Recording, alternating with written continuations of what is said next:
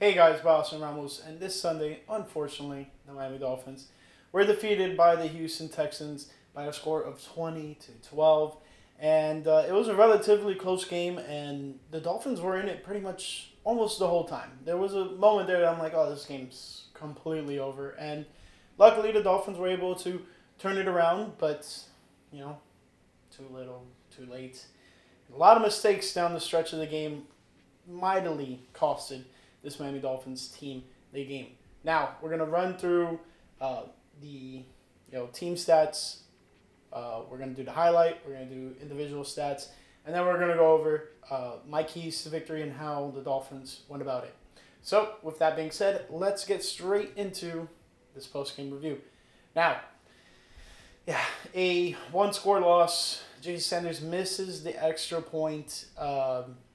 To make it an 8-point game instead of a 7-point game, regardless of the fact, lots of mistakes, especially on the offensive side of the ball. The offense is very freaking bland, like cookie cutter screens, and when we get a chance, we'll unleash a deep ball. But aside from that, it was very cookie cutter and dump offs and this and that, and it was very frustrating because I know what this offense is capable of doing. Now you have the injury to Jalen Waddle in this game. And yeah, it's detrimental. Yeah, he's on the sideline. He's itching, chomping at the bit, ready to go up there back on the field. Yeah, you got to save the player from himself. But this is a dire moment. The Miami Dolphins need their best players on the field at all times in these must-win type of situations. So I think it was very bad management by the team. Yeah, you're helping Waddle save himself from himself and you're preventing a further injury. But at the same time, you need him out there, especially when you have his substitution out there, unfortunately getting concussed. So I'm hoping everything goes well for Grant Dubose and all of his family members, and hope everything is okay with him. It's a scary situation seeing a guy getting carted off the field. So even more so, should the Dolphins have pulled the trigger and gotten Waddle back out there on the field, I think that would have really helped this passing game. Now, big kudos to freaking Jonnu Smith, who was pretty much the bell cow for the Dolphins offense this week, which I've been pounding the table for and saying, hey, we got to get him the ball more, for sure. But man, this offense lets this team down. The defense did pretty much all they could in order to help the Dolphins win this matchup. Getting very timely stops and doing it in an efficient manner and really, being a stone wall. Yeah, you have 2 touchdowns by Nico Collins, but man, oh man, that defense did not let me down today. I was very pleased with how the defense played. I was very upset with how the offense played. Just to make things a lot simpler in terms of how I'm going to be speaking about this. But let's get into the team stats. Enough of my little post-game rant. Dolphins had 18 first downs to the Houston Texans 12. Dolphins were 4 of 13 on third down. Texans, on the other hand, were 5 of 13. And then both teams had to convert on fourth down at one point in this game. Dolphins were 2 for 2 on fourth down. The Texans were 1 for 1. Let's see. Dolphins had 12 more offensive plays than the Houston Texans. They also dominated time of possession for a good amount of the game. They had 33 minutes and 24 seconds to the Texans' 26 minutes and 36 seconds. Turnovers were a big factor in this one. Dolphins had 4 turnovers. Texans had 1. Not going to win losing the turnover battle, I'll tell you that. Offensive yards, Dolphins really outshined the Texans in terms of production, just not the efficient production of getting in the end zone. 224 yards of offense to the Texans 181. This should have not been a competition at all. The turnovers killed the Dolphins, and the lack of, hey, this is a do or die moment, let's get our best guys in there, definitely shot the Dolphins in the foot. With that being said, we're going to get into the highlight, and we're going to see exactly what went down. And full disclosure, some of this highlight might be cut out. Just, if you see a random jump, you know that it had a piece of it cut out, unfortunately, in the uploading process. Now, with that being said, let's get into this highlight. We got a nice December afternoon in Houston. Sun actually was showing us supposed to be nice and cloudy and raining. But 2 of the top QBs in the NFL, especially in the AFC, C.J. Stroud, Tua. But C.J. Stroud struggling early, and Zach Steeler gets a very, very impactful sack on third down. But the following Dolphins drive, Unfortunate for Tua. Ball pops out and the defenders get on top of it. Pressure forced by Will Anderson Jr. The Texans would capitalize. Meanwhile, Nico Collins would find a dead space in the back of the end zone after a misread by Jordan Poyer. Dolphins got a little break though on the following Texans drive with C.J. Stroud mishandling the snap. It was snapped a little bit early. Jordan Brooks able to pick it up, and Stroud kind of confused. It was an early snap, mishandled. It is what it is. But the Dolphins trying to capitalize on the following possession. But Bullock gets a interception just before the half to set up the Texans deep into their red zone. Yeah, just about the 10-yard line. D'Amico Ryans loves it. Dolphins were able to stonewall the Texans' offense, and only allow 3 points there. Out of the second half, Texans trying to do some, effery. Fake punt goes, fumble there at the end, but he was rolled down. Replay showed it pretty well, and Texans still able to capitalize off of some of the Dolphins' mistakes, and Nico Collins able to get into the end zone for a second time in this matchup.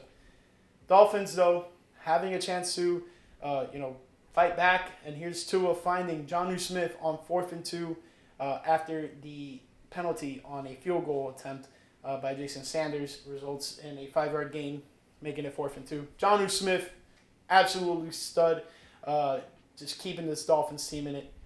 Following drive for the Dolphins, Tua targeting Tyreek, picked off by Derek Stingley Jr., and we're going to see more of him in the future, unfortunately. But Dolphins defense does their job. This is late in the game, getting a crucial 3rd down sack. But the following Dolphins drive, Tyreek's coming down with it, and oh no, Derek Stingley rips it out of his hands for his 2nd interception of the day and punctuates this Houston Texans win. Just as much as the Dolphins defense played well, the Houston Texans defense played just as well, and were able to make the more crucial plays and get the more turnover-like plays. Daniel, sick. But he's also meeting up with his former friend and colleague from San Fran, D'Amico Ryans. Post-game, guys, you saw it there. It was a pretty good game. I mean, I thought, back and forth, high-scoring game was going to be the attitude coming into it. I did not really think a defensive battle was going to be the case. I am wearing my Zach Sealer flow-grown t-shirt. And man, he's playing like a defensive MVP, and it's really unfortunate that, not saying that his efforts are going to waste, but, they're not capitalized because the Dolphins' offense has been lackluster. The Dolphins have been lucky in this 5-game stretch where the offense has been converting, getting points, and etc., and the defense has been, pretty well enough that they're getting timely stops. But man, oh man, today was the joining of this offense as being not so great. It has been pretty much debunked, if you want to say, because they're not having the big explosive plays that they had in last year, but they are so gung-ho on this short pass, screen pass type of offense. And I get it. You want to bring the defenders down.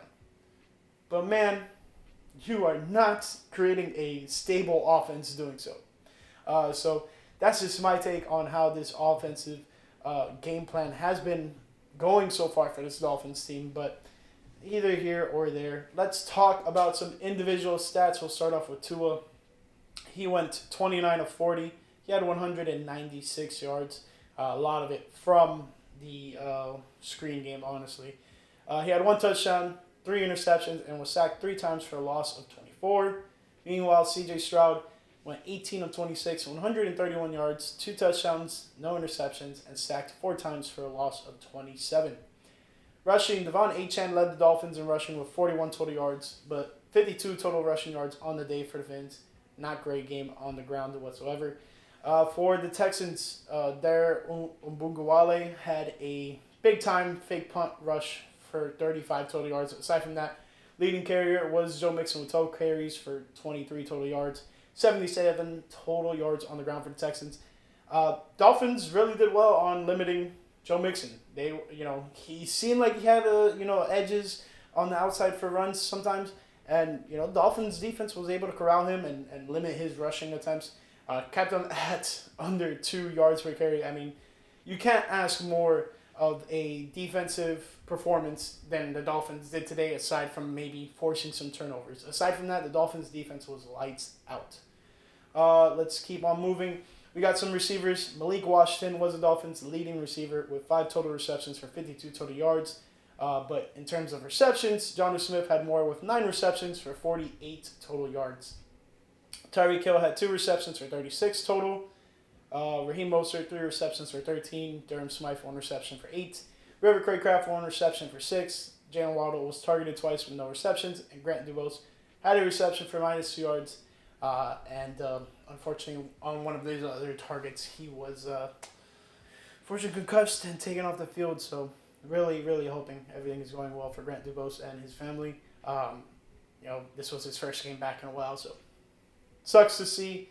And not to sound crude or anything, but this is part of the game, and I hate that it is because, guy was just trying out there to get a freaking catch and, help his team make some winning plays.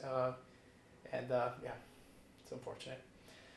For the Texans receiving, Joe Mixon had 5 receptions for 33 total yards. Tank Dell had 2 receptions for 26. Nico Collins had 4 receptions for 17, but 2 of them were touchdowns.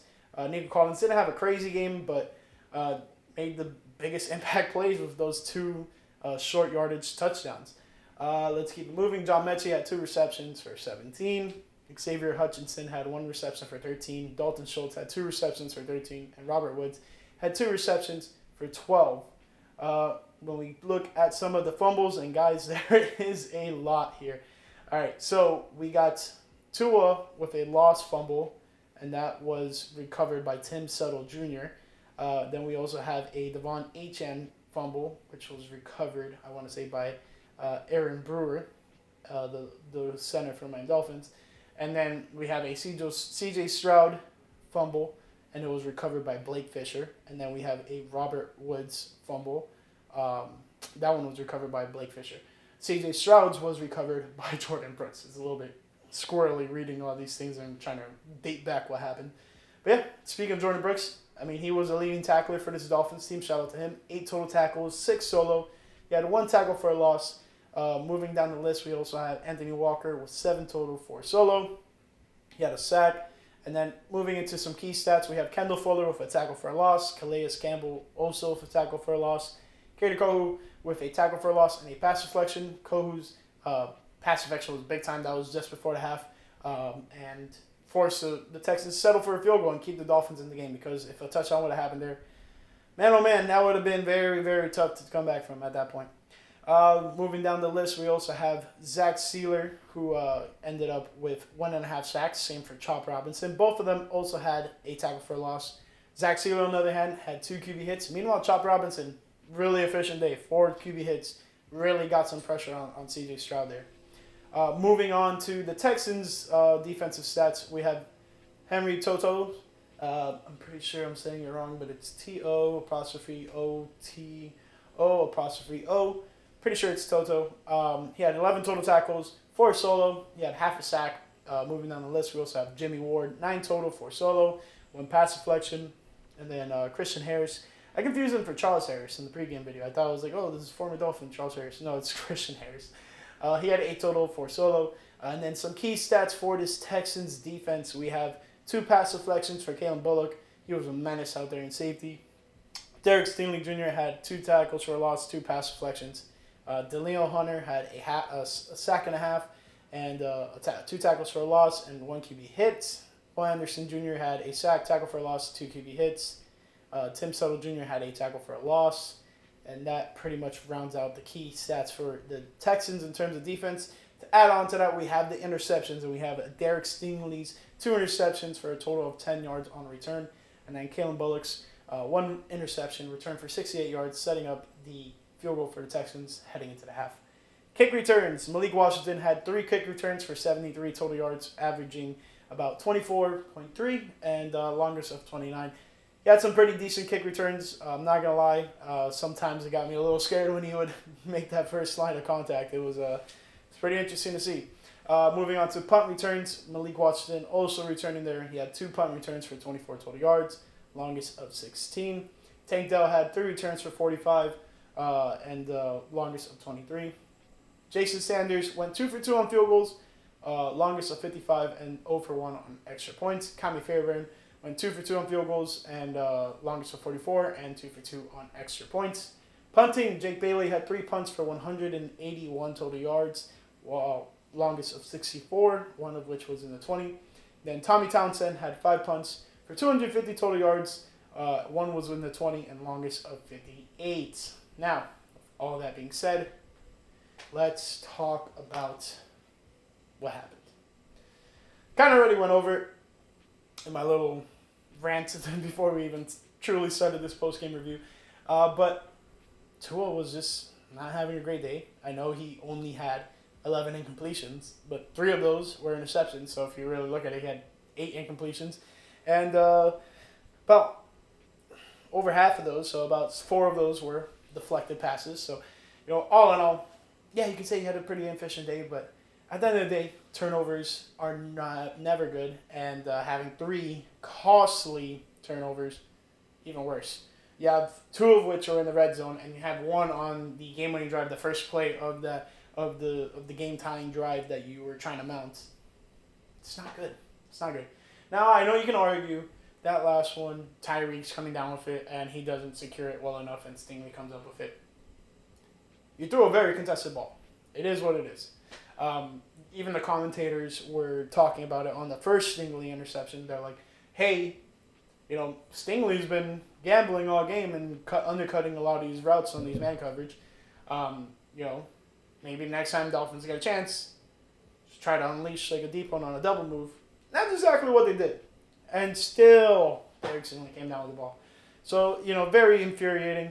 But, I don't want to put it all on Tua. I feel like this whole offensive scheme was mismanaged.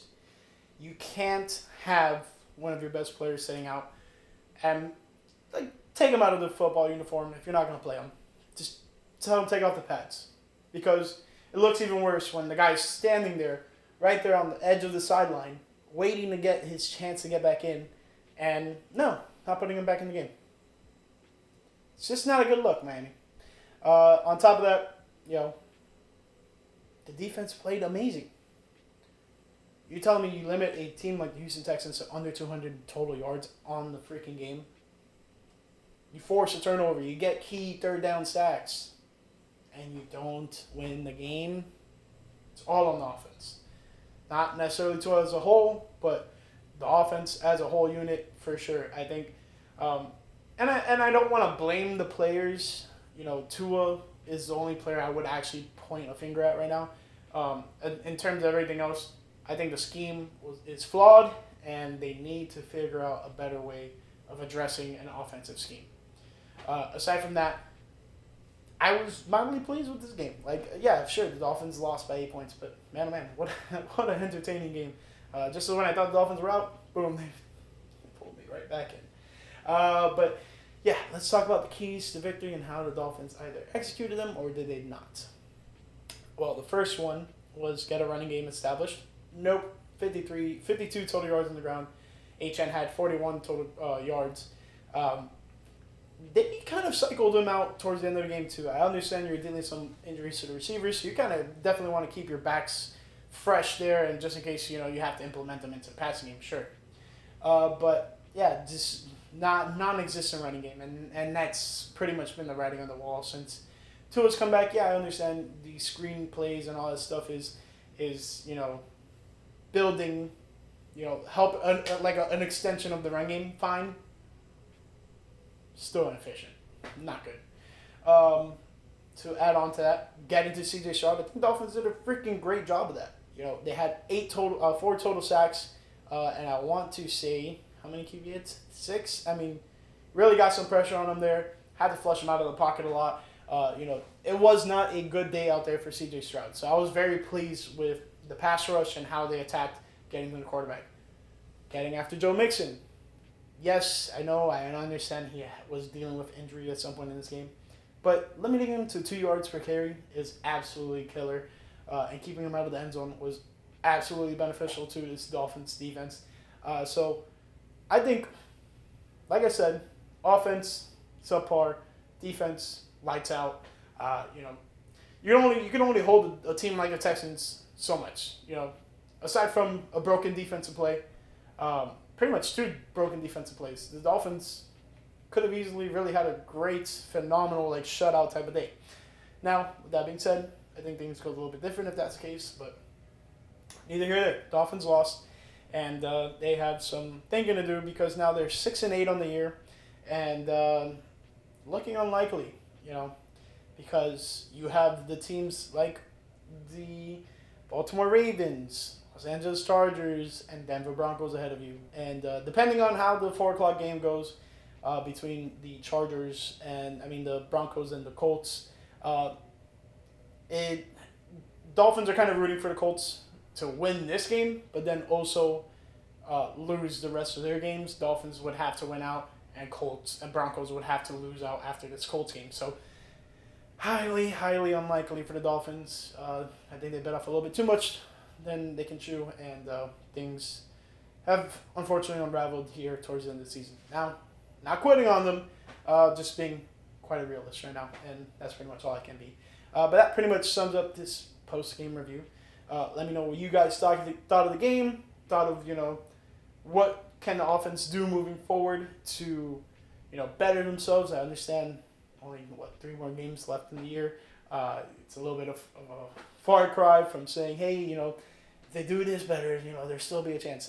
Let's be a little bit realistic. It's likely not happening, just given the severity of the records ahead of us and what the Dolphins would have to do. They're losing on the tiebreaker to the Colts right now, so even that isn't going in their favor. So a lot of things going against the Dolphins right now, and it's looking very unlikely. I wish they would, have a chance to get in, but this loss hurts them a lot. But they have a tough opponent next week against the 49ers. Yes, their record is not good like the Miami Dolphins, but man, oh man, they are not a bad team. So tough loss. 6-8, not helping the Dolphins. 2-5 on the road, still not helping the Dolphins. So yeah, they had a good chance. They took their best shot, and offense fell flat a couple times there. So that's all I can say for this Miami Dolphins team and this matchup against the Houston Texans. Hope you guys enjoyed it. Let me know what you guys thought in the comments down below. Later, guys. Thanks for watching. Peace.